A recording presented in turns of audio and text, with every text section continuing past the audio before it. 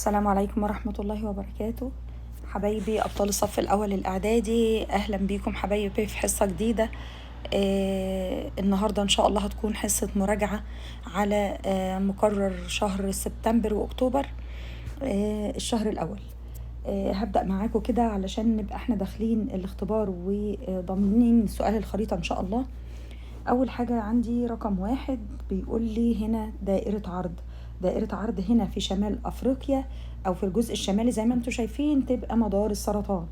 رقم 2 بيقول عندي محتاج خط طول أو خط الطول الرئيسي. خط الطول الرئيسي ما عندناش غيره اللي هو رقم 2 ده اللي هو خط جرينتش اللي بيمر بدولة الجزائر. طيب رقم 3 عاوز مضيق موزمبيق. مضيق موزمبيق اللي محصور ما بين مدغشقر، هنا اللي محصور أيوة ده ما بين الساحل الشرقي الأفريقي وجزيرة مدغشقر، يبقى ده موزمبيق. طيب رقم 4 هضبة.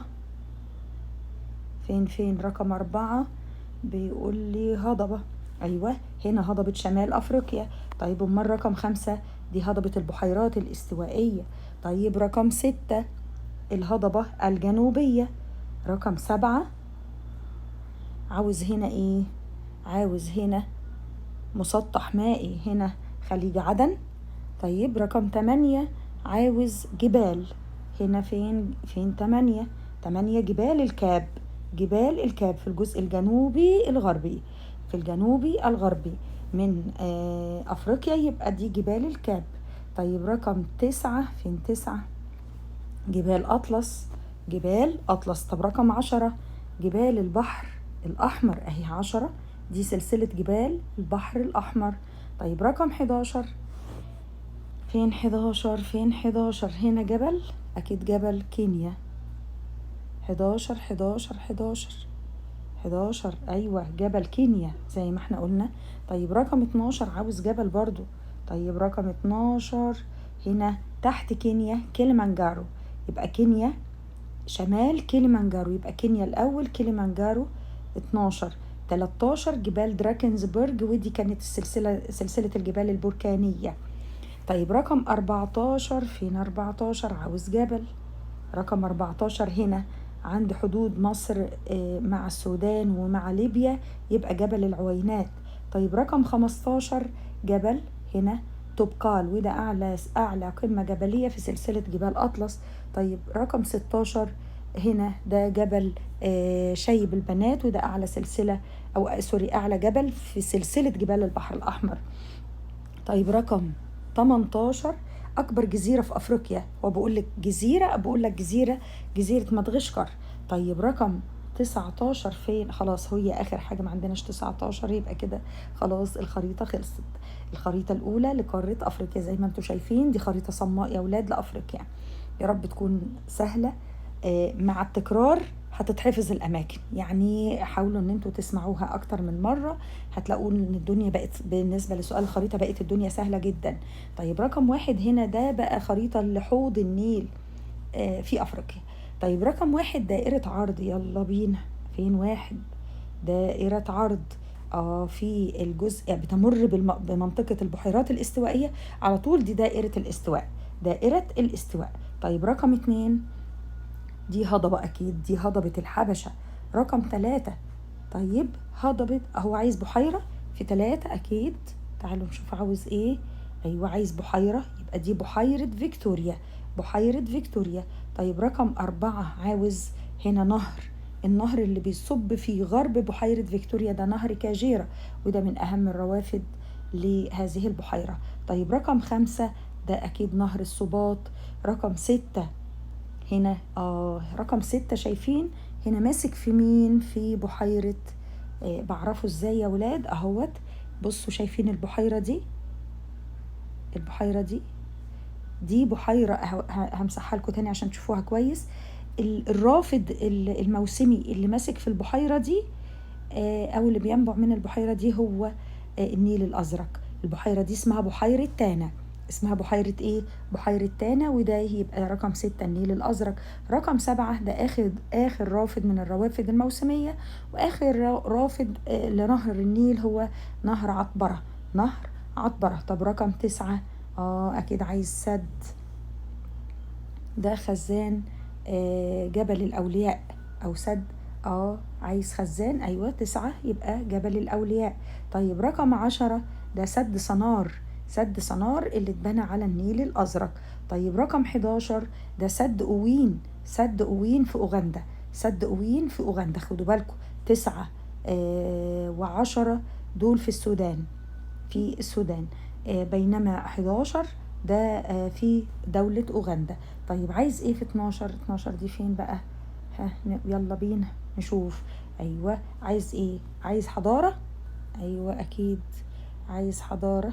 ايوه عايز حضارة طبعا، حضارة مصرنا الحبيبة، الحضارة المصرية القديمة. طيب رقم 13 هنا في شمال السودان تبقى حضارة كوش. رقم 14 تبقى هنا في شرق أفريقيا على طول يا شباب، سامعة حد بيقول لي يا مس؟ تبقى حضارة أكسوم اللي موجودة في إريتريا وأثيوبيا. برافو عليكم حبايبي. ده الجزء الأول الخاص بالخريطة. الاختبار الأول، أول حاجة زي ما انتم شايفين كده رقم 1 في الخريطة دي دائرة الاستواء، دائرة الاستواء. يبقى أول حاجة عندي هي دائرة الاستواء.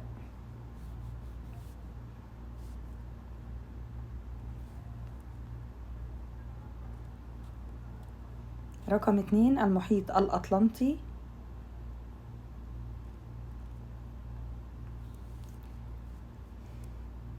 3 جبال هتلاقوها في الجنوب هنا، هنا جبال دراكنزبرج، دراكنز ايه؟ برج. السؤال الثاني، خلاص كده خلصنا سؤال الخريطة. ما العلاقة بين الموقع الفلكي لقارة أفريقيا والمحاصيل الزراعية بها؟ أول حاجة بنجاوب السؤال ده ازاي؟ هنقول إن أدى الموقع الفلكي لقارة أفريقيا إلى تنوع الأقاليم المناخية أو تنوع المناخ والأقاليم المناخية وتنوع المحاصيل الزراعية بها. طيب السؤال اللي بعده بيقول هضبة الحبشة والتربة في مصر. الإجابة يا ولاد هتكون تكونت التربة الزراعية الخصبة على جانبي نهر النيل بمصر من الطمي الذي نقلته مياه نهر النيل من تربة هضبة الحبشة البركانية، والتي تتميز بزيادة خصوبتها أو بتتميز بخصوبتها. طب يبقى دلوقتي العلاقة إن التربة الزراعية الخصبة على جانبي وادي النيل ودلتاه في مصر ومنخفض الفيوم كانت من الطمي الذي نقلته مياه نهر النيل من تربة هضبة الحبشة البركانية والتي تتميز بزيادة خصوبتها، بما تفسر ضيق السهول الساحلية أو ضيق السهل الساحلي لدولة كينيا على المحيط الهندي. هنقول بسبب اقتراب جبال أو جبل كينيا من الساحل الشرقي لأفريقيا المطل على المحيط الهندي. يبقى ضيق السهول الساحلية زي ما احنا كنا شارحين في الدروس ده بسبب اقتراب حافات الجبال. طب هنا يقصد جبل ايه؟ جبل كينيا، يبقى بسبب اقتراب جبل كينيا من الساحل الشرقي لأفريقيا المطل على المحيط الهندي. السؤال اللي بعده السؤال الثاني بما تفسر اختلاف نشأة حضارة قرطاج عن حضارة مصر وأكسوم وكوش. إن حضارة قرطاج لم ترتبط بنهر النيل وإنما قامت على الساحل الشمالي لقارة أفريقيا معتمدة على التجارة، بينما حضارة مصر وأكسوم وكوش كانت حضارات قائمة على نهر النيل وكانت حضارات مرتبطة ارتباطا أساسيا أو رئيسيا بالزراعة. السؤال اللي بعده بما تفسر الأهمية الاستراتيجية لشبه جزيرة سيناء. الإجابة إن شبه جزيرة سيناء مثلت أهمية استراتيجية لمصر عبر العصور، لأن من خلالها تعرضت مصر للعديد من الحملات العسكرية، لذلك فإن الحفاظ على أمنها ضرورة للحفاظ على الأمن القومي المصري والأمن القومي الأفريقي. السؤال اللي بعده هنروح بعد كده لإيه؟ لأكتب مقترحا لتحقيق التنمية المستدامة لمياه نهر النيل. إزاي نحافظ على التنمية المستدامة أو نحقق التنمية المستدامة لمائية نهر النيل؟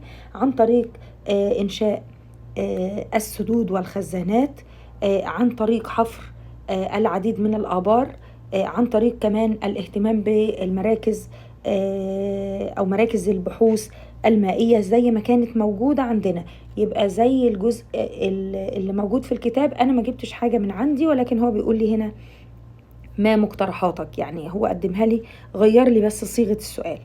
طيب اختر الإجابة الصحيحة في السؤال الثاني مما بين القوسين.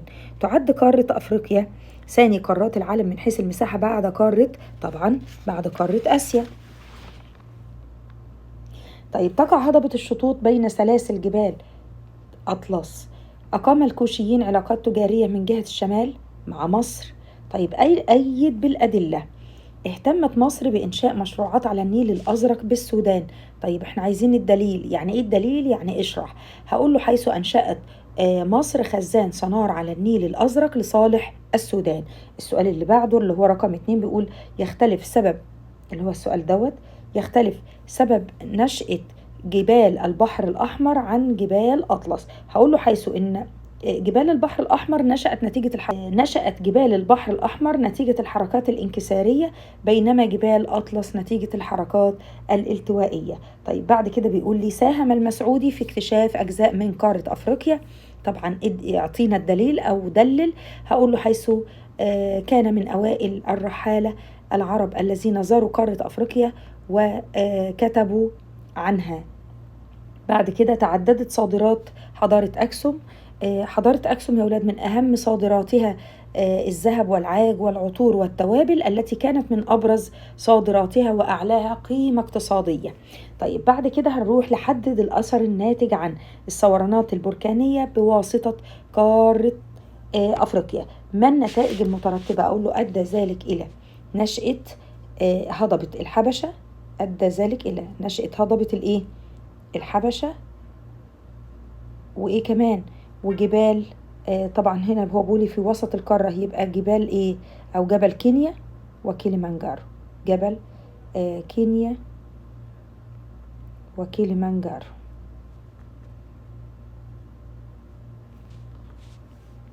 طيب السؤال اللي بعده كده احنا خلصنا الاختبار الأول، هنروح للاختبار الثاني. بيقول لي اكتب ما تشير إليه مدلول العبارات. أول واحدة هنا دي جزيرة مدغشقر. جزيرة إيه؟ مدغشقر. طيب رقم 2 عندي هنا بيقول لي هضبة، صح كده؟ هضبة، يبقى على طول دي هضبة شمال أفريقيا.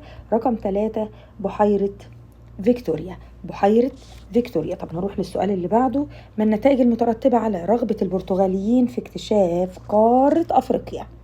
كان الهدف إيه؟ اكتشف البرتغاليين أو محاولات البرتغاليين لاكتشاف أفريقيا كان في أواخر القرن الخامس عشر الميلادي، وتحديدا عندما اكتشف البرتغاليين طريق رأس الرجاء الصالح. طب هو بيقول لي ما النتائج؟ أول حاجة أدى ذلك إلى الوصول إلى الهند، الوصول للهند عن طريق الدوران حول أفريقيا. يبقى الوصول للهند عن طريق الدوران حول أفريقيا. 2 قام البرتغاليين بتأسيس العديد من الموانئ والمراكز التجارية على طول طريق رأس الرجاء الإيه؟ الصالح. السؤال اللي بعده بيقول ما النتائج المترتبة على سقوط الأمطار الشتوية على السهل الساحلي الشمالي لأفريقيا؟ أدى ذلك إلى نمو النباتات الطبيعية والمحاصيل الزراعية. طيب السؤال الثالث بيقول ما النتائج المترتبة على زيادة معدلات البخر بالمنابع الدائمة لنهر النيل؟ هقول له أدى ذلك إلى قلة وصول أو وصول، أدى إلى وصول كميات قليلة من مائية المنابع الدائمة إلى مصر. طيب بعد كده ما النتائج المترتبة على اهتمام محمد علي باكتشاف منابع النيل الأبيض؟ أقول له أدى ذلك إلى رسم خريطة لنهر النيل أو خريطة للنيل حتى جنوب السودان، حتى جنوب الإيه؟ السودان. السؤال اللي بعده جيم حدد أوجه التشابه بين النيل الأزرق ونهر العطبرة. إيه التشابه اللي ما بين الاثنين؟ أقول له كلاهما من روافد المنابع الموسمية لنهر النيل، ويمدان النهر أو يمدان نهر النيل بكميات كبيرة من المياه والتي تساعده على الجريان والوصول إلى مصر حتى المصب في البحر المتوسط. السؤال الثاني بيقول حضارة مصر وحضارة كوش. حضارة مصر وحضارة كوش. السؤال الثاني بيقول حدد أوجه التشابه بين حضارة مصر وحضارة كوش. أول حاجة هقول الإجابة هقول له بيتمثل الشبه في أن كلاهما حضارة قامت على ضفاف نهر النيل، عمل أهلها بالزراعة، وكذلك برع أهلها في العمارة. ما العلاقة بين الجبال بقارة أفريقيا والنشاط الصناعي؟ وإن الجبال تعد غنية بالثروات المعدنية المتنوعة مثل الذهب والحديد والفضة والنحاس والفوسفات، والتي تدخل في العديد من الصناعات، وذلك يؤدي أو يساعد في دعم النشاط الصناعي. يبقى الجبال دي بتساعد في دعم النشاط الصناعي. طيب لمن تنسب الأعمال؟ اهتم باكتشاف منابع النيل ووصل حكمه إلى جنوب السودان، أقوله الخديوي إسماعيل. 2. أسسوا مدينة قرطاج على البحر المتوسط، يبقى هنا ولاد الخديوي إسماعيل. طيب الفينيقيين، يبقى مين اللي أسسوا مدينة قرطاج؟ أقول له الفينيقيين.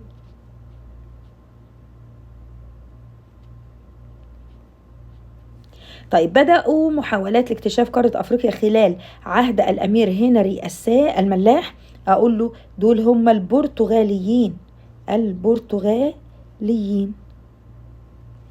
طيب تعالوا نشوف دلل. توجد اتفاقيات دولية لتنظيم استخدام مائية أو استخدام مياه الأنهار، حيث وضعتها الأمم المتحدة أو منظمة الأمم المتحدة، وضعت اتفاقية قانون تنظيم استخدام المجاري المائية في الأغراض غير الملاحية بهدفين. الهدف أو يعني نتيجة عدة أهداف. الهدف الأول هو تنظيم استخدام مياه الأنهار وتنميتها. تنظيم استخدام مياه الأنهار وتنميتها. 2. إدارة مياه الأنهار وحمايتها. 3. تحقيق الانتفاع الأمثل والمستدام للأجيال الحالية والمقبلة.